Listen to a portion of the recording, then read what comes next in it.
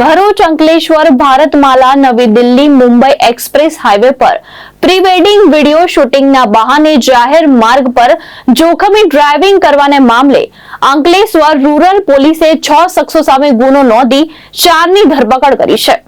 Social મીડિયામાં viral થયેલા વિડીયોના આધારે કાર્યવાહી કરવામાં આવી રહી છે।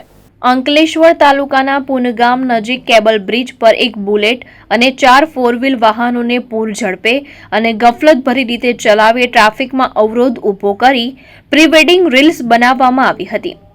જાહેર માર્ગ પર વાહનો ઊભા રાખી અન્ય વાહન ચાલકોને જોખમમાં મૂકવામાં આવ્યા હતા। વિડીયો સોશિયલ મીડિયામાં વાયરલ થતા પોલીસે તપાસ હાથ ધરી હતી।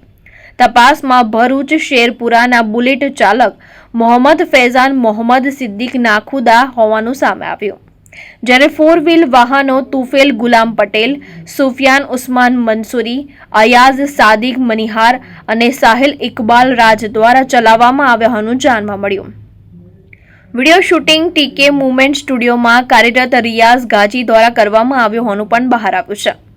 અંકલેશ્વર રૂરલ પોલીસે ગુનો નોંધી મોહમ્મદ ફૈઝાન, તુફેલ પટેલ, સુફિયાન મંસૂરી અને રિયાઝ ગાંચીની ધરપકડ કરી કાયદેસરની કાર્યવાહી હાથ ધરી છે।